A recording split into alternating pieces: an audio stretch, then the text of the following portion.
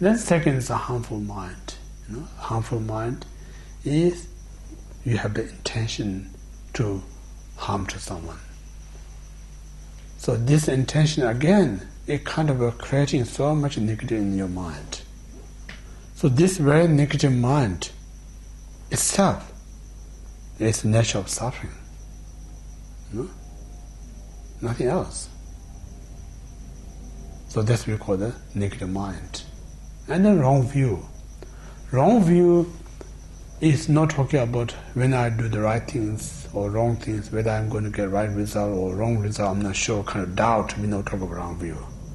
Wrong view means a completely kind of negating, if you do the right things, you're not going to get any good result. If you do bad things, nothing going to get any bad result. There is no such exist cause and effect. Completely rejecting, not accepting the truth. This we call wrong view. Wrong view means everything what Buddha says is not truth.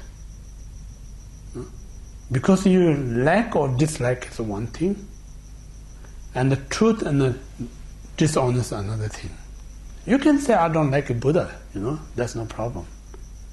This is a kind of a universal kind of a reality. People like you, dislike you.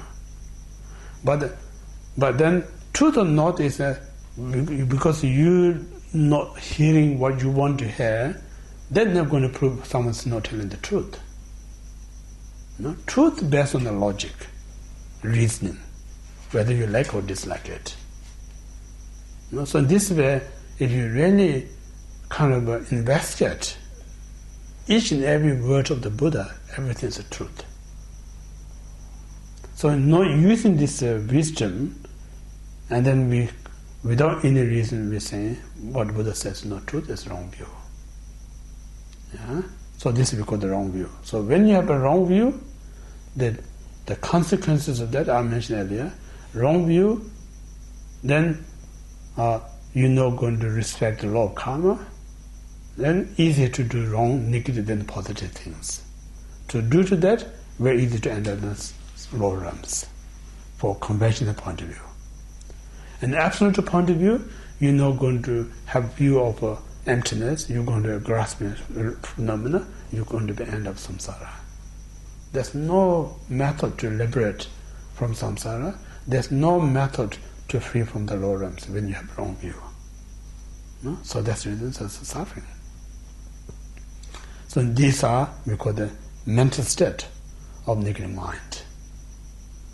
And then vocally, we talk about four negative speech. The first one, in order to riff off someone or deceiving someone, we tell a lie, seek one's own benefit. So I'm earlier saying, non-virtuous means like a dishonest. So these I think is a very kind of a powerful word when we say virtuous, For instance, some cases when you said that untruthful, if necessary, can be very truth, some reasons. So this is the Mahayana point of view. We talk about sometimes lying is better than telling the truth. But in the Theravada point of view, it's a completely different. Theravada is almost like I'm saying Theravada, you may talk about two different stages. One, you may say very strict, according what Buddha said. Lying is a negative, then strict on that. And then some Theravada come to training mind, and then become more flexible mind, then realize telling lie not necessarily always is negative. Some cases more positive. So that means like a Theravada is more opening mind, kind of open-minded. But Mahayana says like if it definitely help someone, more than telling the truth, in that cases, telling lie is better than truth. So anyway, what we're saying like lying is like deceiving others, take advantage from others. Second, that what you use in the language is we call the telling lie. And then second one is a divisive word. You dislike someone in order to suffer that, you're doing the derisive word. But you think I'm causing harm to someone, but when you're using derisive word, it's not going to make you feel comfortable. You're going to disturb yourself. So derisive words are second negative speech. Then harsh word is like really destroying someone's happiness, someone's peace, someone's confidence. So this is a very harsh word. And then fourth one is you talking unnecessary things, unreliable things. Just cause you, distract your mind. And then brings so much confusion in your mind. And then also wastes so much your precious time. So all this way, if you really kind of investigate why you're telling lie, gossip, harsh word, idle talk, none of them truth. It's a non-truth. All these things. So we call that 4 negative speech. Then next one, we talk about 3 negative actions: killing, stealing, and sexual misconduct. So killing means like taking someone's precious life, separating mind and life. Separating life and the body. That's killing. And then stealing means like things belongs to you and you're taking without permission. It's also not truth, not honest. And then sexual misconduct is the same. Someone that you know your partner, you're having affair or relationship. It's kind of dishonest. So in this way, these 10, if you really reflect, all what we're doing is like dishonest. So this dishonest going to have a negative result, not positive result. So in this reason, the ethical life means like a living honest life. So living an honest life means like you and me, tomorrow we cannot live honest because we have this habit dishonest. But we need to know I'm living that life. That's the reason I need to practice. So in this reason, Sakapandita stated in the illumination sage's intent. For beginner, because we all have a different strength, Some instantly we can give up all this 10, tomorrow we can be virtuous of possibility. Some of them impossible, we have to do one at a step. Even just do one thing is good enough, we don't need to do all. So in this reason we have talk about 5 precepts for lay kind of a person. So it means like someone just taking one of the 5 is good enough. Or some of us, we take a few of them, it's even better. Then some of us, we keep all these 5 precepts is best. So you need to kind of, according what you can manage. And then, because the more you keep these precepts, is better for you. So anyway, these are what we call the 10 non-virtues. So these 10 non-virtues all have we talk about 4 results: ripening result, results similar to the experience, results similar to the action, and the fundamental result. Each of these action has a 4 result.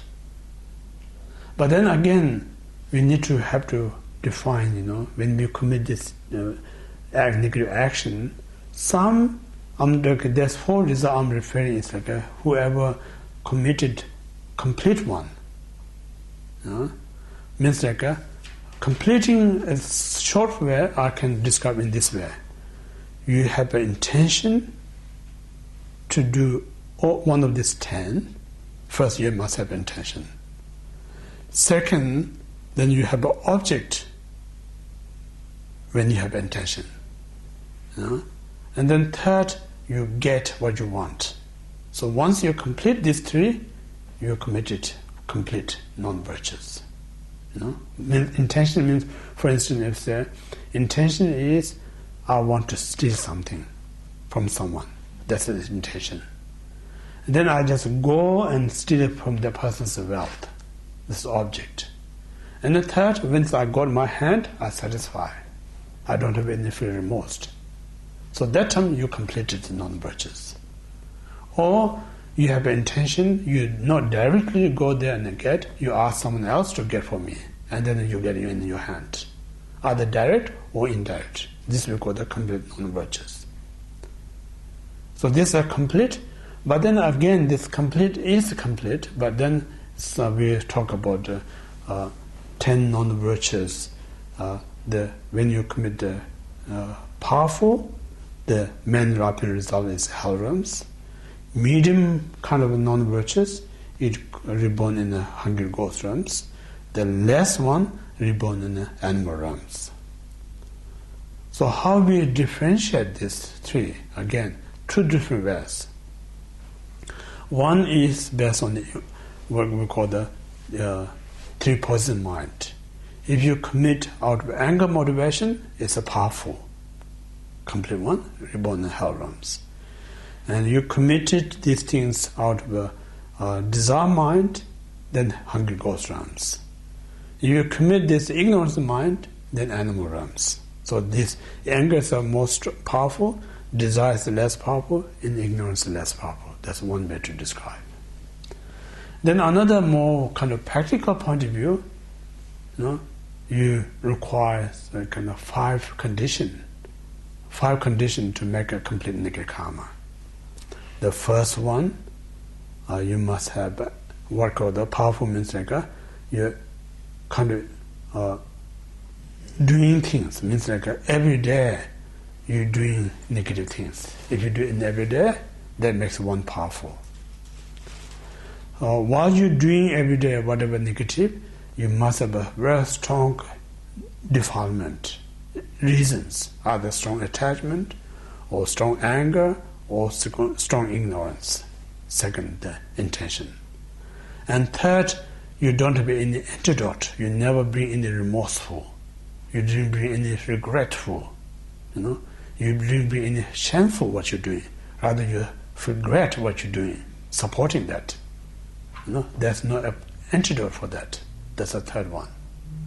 And the fourth one, you're committing this person who so kind to you, such as your parents, or a person so kind of knowledgeable, such as a teacher, and a person who is so helpful as your family. So when you commit, these are very easy to get hurt.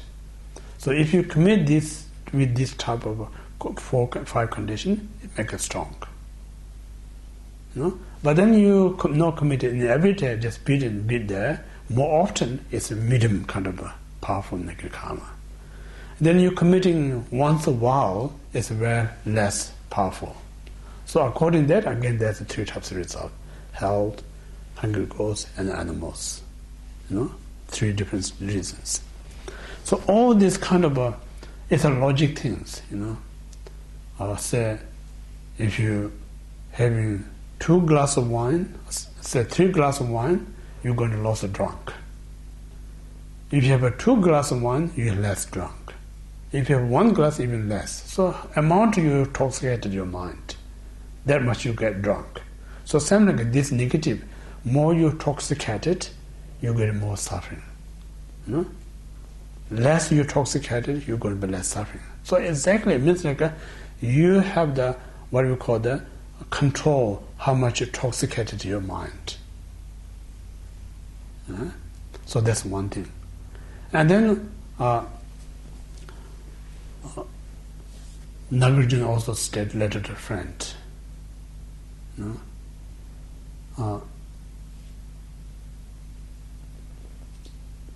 When you I think I can't remember, I'll come back later. So that's the first non-virtues. Now second is like a virtues. So virtues is the opposite. Or again, This also stated the Nagarjuna in Precious Garland. Anything that you committed under the attachment, anger, ignorance, every action is a negative actions.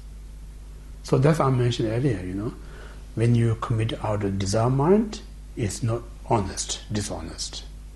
When you are committing out of anger, it's dishonest, as well as like an ignorance mind. So anything that you committed out of these three, then it's negative deeds. Yeah. So now this is really, I think again I mentioned earlier, Gyeva, for instance.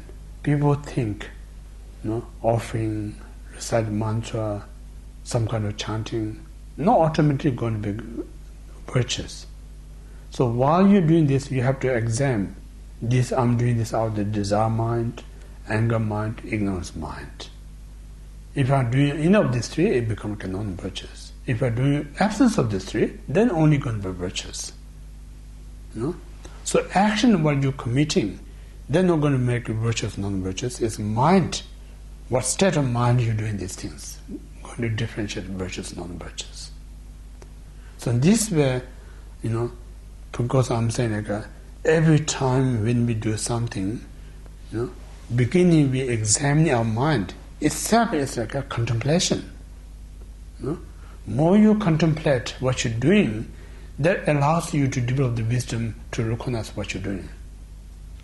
So more you're aware, you have a better kind of a distinct whether I'm doing the right things or wrong things. If you know that, you have a more kind of a opportunity to adopt the right things that you do. You have a more opportunity to abandon what things that you do wrong things, mistake things. So in this way, everything, it takes time. We're not instantly going to develop the wisdom. So all this, whenever we do, we have to check our motivation. Yeah. I think quite often I talk this example. There's one monastery. Some of you heard. There's one monastery, and the shrine master. One day, a few kind of benefactors come into the temple. Then this shrine master quickly very clean the shrine, set up beautiful flower, looks nice. He did very presentable, the altar or shrine. Then, that moment, his whole motivation is dishonest because he just want to impress that benefactor. He didn't realize it. He just doing normal to set up nice things. Then later he sit and reflect, thought, oh, this is really dishonest. I'm not doing this from my heart to respect the Buddha. I'm all doing this to someone to impress.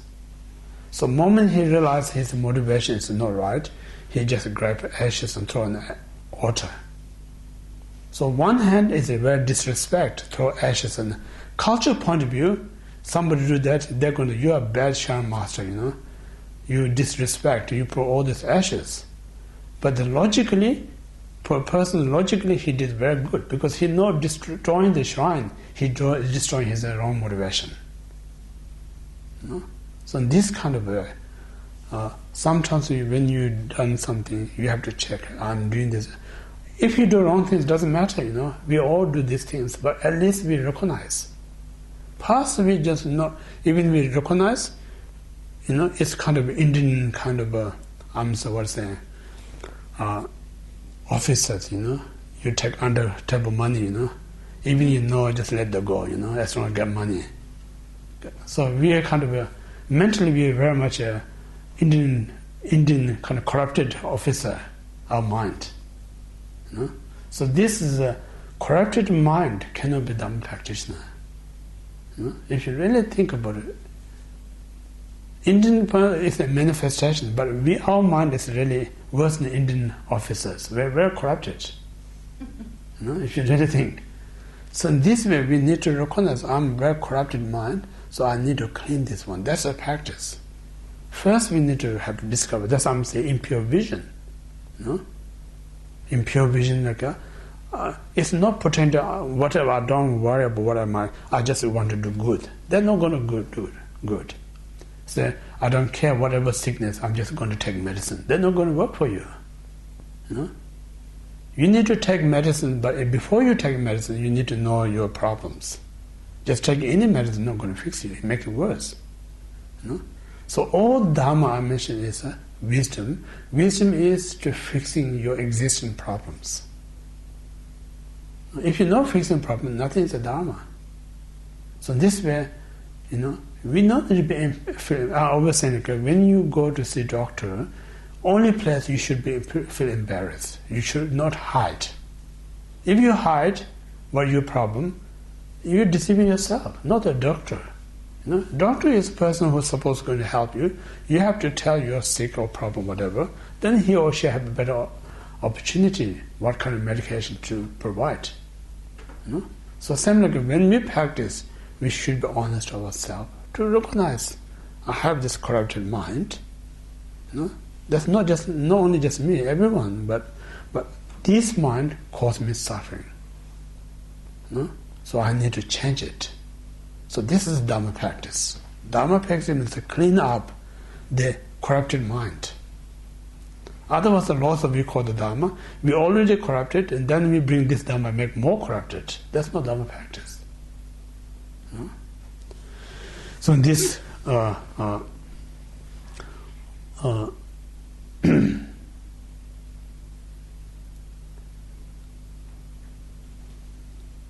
in this way,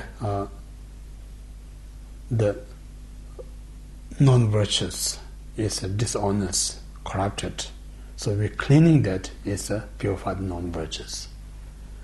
So now, once we committed such a complete non-virtuous, I mentioned the main ripening result is one of three lower realms. And then once you exhausted this main ripening result, you return to the human, then you have this, what we call the, say, if you, first we could talk about coveting mind.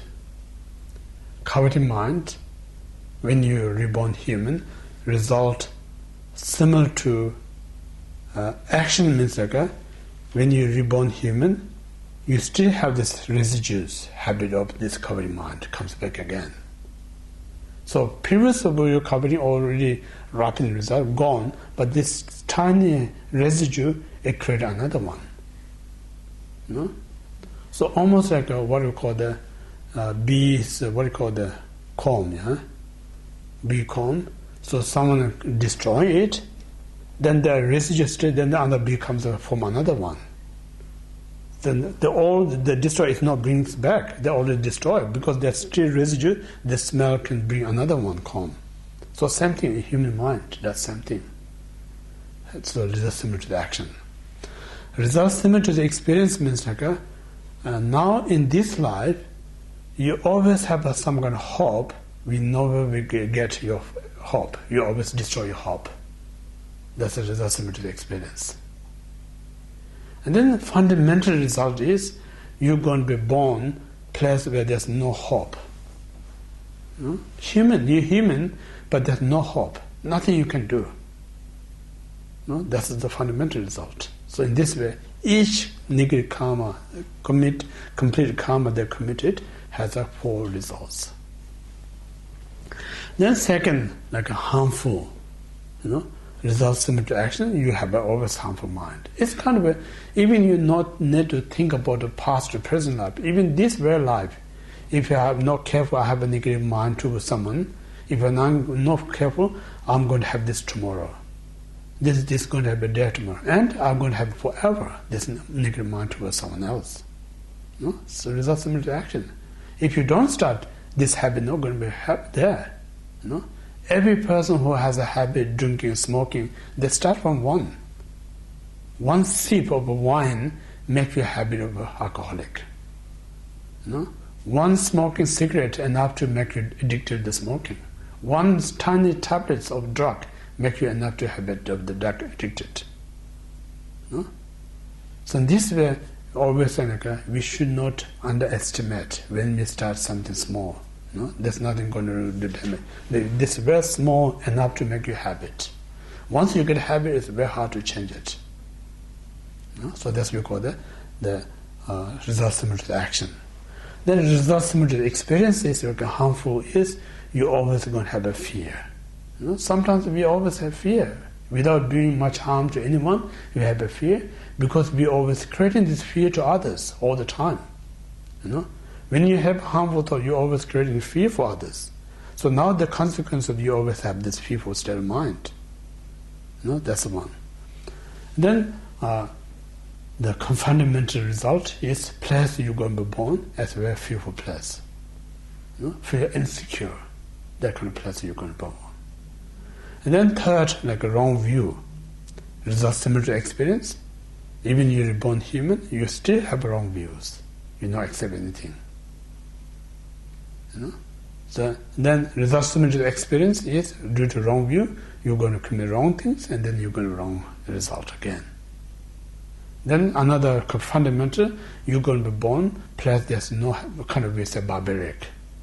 You're going to be born in a barbaric place. You don't have any concept what is right and wrong. That's a three mental state. And then a vocal, telling lie, results similar to the action. Then next life, again you're telling lie, same thing.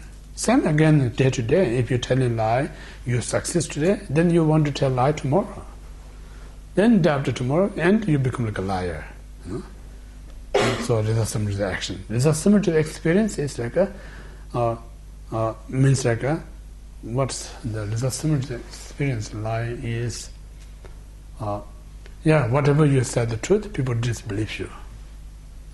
Even you telling the truth, you disbelieve you. I think there's one famous story. I think it's a school book. Shepherd. One shepherd, he always saying like, "Oh, fox come eating my sheep." Even the fox not there. Then everyone come and help, but there's no fox. He's just telling lie. One day actually a fox came and he telling the fox, no one listen. They told that he's telling lie. So this way, if you keep telling, one day you lose the truth. People don't disbelieve you. The result similar to the experience. And then the fundamental is a place you're going to be born. Everyone's a part of culture telling lie. No problem whatsoever telling lie. There's some culture exists, telling lie is a part of culture. They don't have any problem to feel embarrassed. Even they know you're telling lie, it doesn't matter. That's the first. And then second is a divisive word. Result similar is the same like you do divisive. Result similar to the experience is like then next life you kind of your people devise your friend. That's kind of result. And then harsh word, same result similar to harsh word. Another one is only you're going to hear is a very unpleasant word. Then adult talk similar, same. You're talking unnecessary. And then other one is a result similar to experience is whatever you say, no one values you. So this is again is a logical things. People who say very valuable things all the time, whenever people hear the word, if he said John saying the true things are valuable, if John says everyone respect the word. And the Tony saying always gossip or unnecessary. Someone say, "Oh, Tony said, oh, I don't care." He always said this trouble. People disrespect. Same thing. So results similar to experience. So these are 4 negative speech.